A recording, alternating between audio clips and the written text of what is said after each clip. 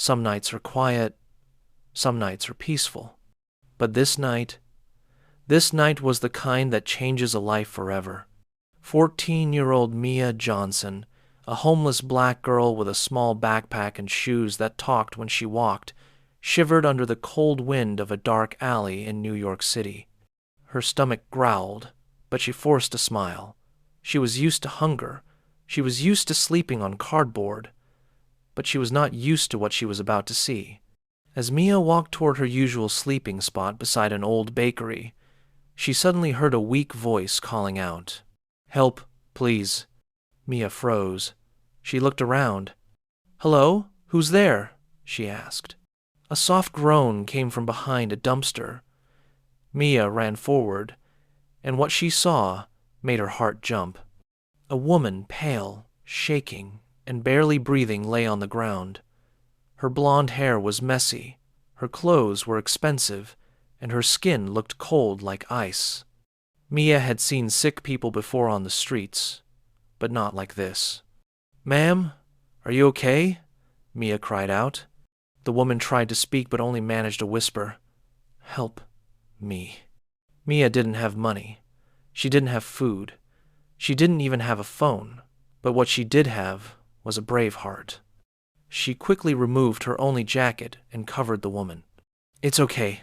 I won't leave you," Mia said, even though her own teeth were shaking.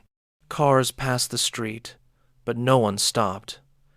People walked by, but pretended not to see. But Mia refused to give up.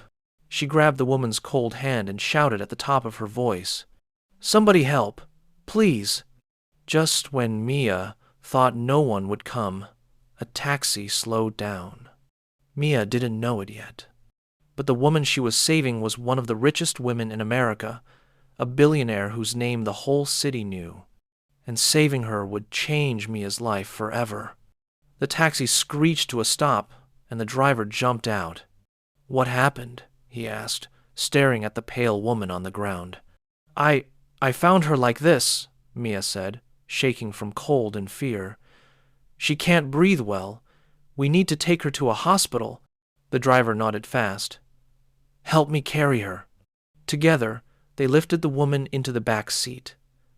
Mia held the woman's hand tightly as the driver sped away through the night. Inside the taxi, the woman's head rested on Mia's lap. Her breathing was weak, like someone fighting for the last bit of air. Mia wiped sweat from her forehead and whispered, "Ma'am, please stay alive, please." The woman opened her eyes for a moment. "What is your name?" she whispered. "I'm Mia," she replied. "What's yours?" The woman blinked slowly, her lips trembling. "Evelyn. Evelyn Rosewood." Mia gasped. She had heard that name before. Everyone had. Evelyn Rosewood, the billionaire owner of Rosewood Industries. The woman who built hospitals, donated to charities, and was loved by the country. But Mia could not think about money or fame now. All she cared about was keeping Evelyn awake. "Don't sleep, okay?" Mia said softly. "We're almost there." Evelyn looked at the girl, holding her like a daughter, and managed a weak smile. "You saved me," Evelyn whispered, tears gathering at the corner of her eyes. Mia shook her head. No, don't talk. Just breathe." The taxi flew past traffic lights, and finally, the driver shouted, "We're at New York General Hospital." Doctors rushed out with a stretcher. They gently lifted Evelyn off Mia's lap. "Are you her guardian?" a nurse asked Mia. Mia shook her head. "No, I'm just someone who found her." But Evelyn's hand grabbed Mia's wrist tightly. "Don't leave me," she whispered before the doctors pushed her inside. Mia stood frozen. No home, no family, no place to go.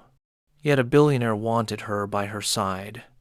The heavy hospital doors closed, and Mia had no idea her entire life was about to change. Mia sat alone in the bright hospital waiting room, hugging her backpack tightly. The smell of medicine filled the air. Nurses rushed past. Doctors spoke in serious tones, but Mia felt like the world around her was fading. She didn't know if Evelyn was alive. She didn't know if she had done enough. She didn't know why she suddenly felt responsible for a woman she barely knew. Minutes felt like hours. Finally, a doctor approached her. He was tall, wearing glasses and holding a clipboard. "Are you Mia?" he asked gently. Mia nodded, her heart racing. Is she okay?" The doctor sighed. "You brought her just in time. Another 10 minutes, and she might not have survived." Mia's eyes widened. "So, she's alive?"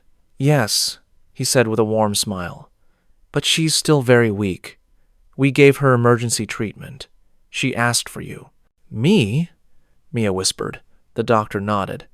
"She said you saved her life, and she wants to speak with you when she wakes up." Mia looked down at her dirty shoes and torn jacket. Why would a billionaire want to see her? She was just a homeless girl no one cared about. Before she could think further, whispers filled the hallway. "That's Evelyn Rosewood. She owns half the city. Who brought her here?" "I heard it was a homeless kid."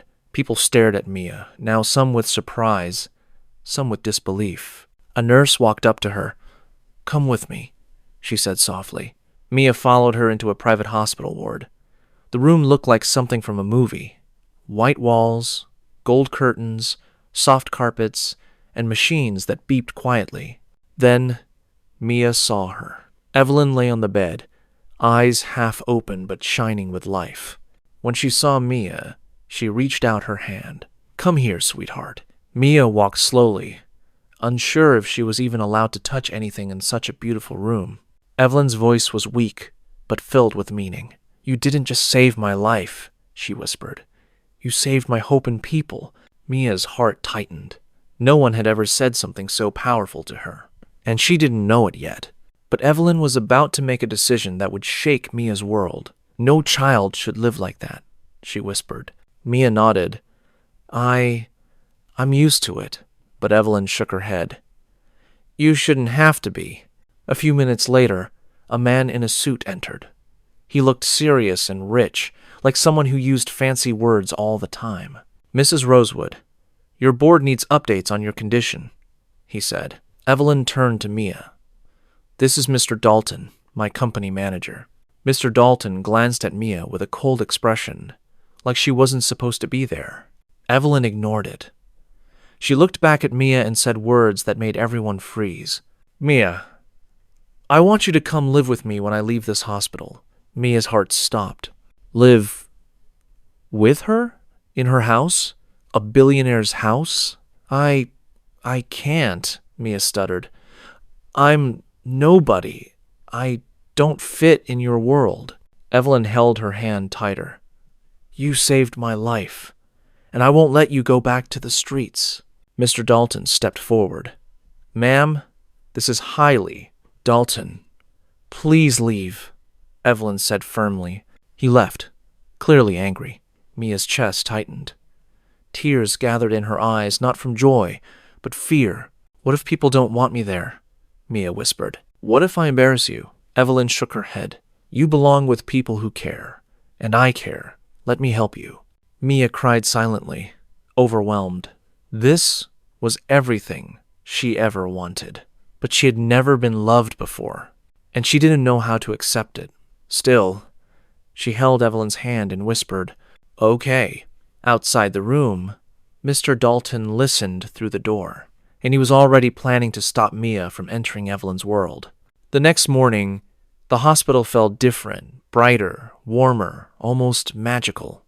Sunlight slipped through the windows and rested gently on Evelyn's bed. Mia sat beside her, holding a small cup of warm cocoa the nurse brought. She still couldn't believe all this was real. A billionaire wanted her. A billionaire cared about her. Her life was changing right in front of her eyes. But trouble arrived quickly. The door opened sharply, and Mr. Dalton walked in with a folder in his hands. He looked upset. "Mrs. Rosewood, the board strongly disagrees with you bringing this girl into your home," he said, throwing a cold look at Mia. "It could damage your reputation." Mia's heart dropped. She knew it. She knew someone powerful would try to stop her dream. Evelyn sat up straighter than she had since her collapse. "Dalton, listen carefully," she said. "This child saved my life when no one else did. She didn't see my money. She saw my humanity. And I will not allow anyone, bored or not, to speak against her." Dalton shifted uncomfortably. "Ma'am, I'm only thinking about—" "Enough." Evelyn pointed to the door. "You may leave." Dalton left silently, defeated. Mia stared at Evelyn in shock. "You defended me." Evelyn smiled. "Of course I did. You're under my protection now." Tears fell from Mia's eyes. She wasn't used to anyone choosing her. She wasn't used to kindness being this strong. Later that afternoon, Evelyn was discharged. The hospital arranged a private car. When they stepped outside, Mia gasped. A long black limousine waited for them, shiny like a mirror. "Mia," Evelyn said softly, touching her shoulder. "From now on, this is your life too." They entered the car, and Mia stared out the window as the city rushed by. For the first time ever, she wasn't afraid of tomorrow. She wasn't hungry. She wasn't alone. When they reached Evelyn's mansion, bigger than anything Mia had ever seen, Evelyn held her hand and whispered, "Welcome home." Mia cried and hugged her tightly. A homeless girl had saved a stranger, and the stranger became family. It was the happiest beginning of her new life.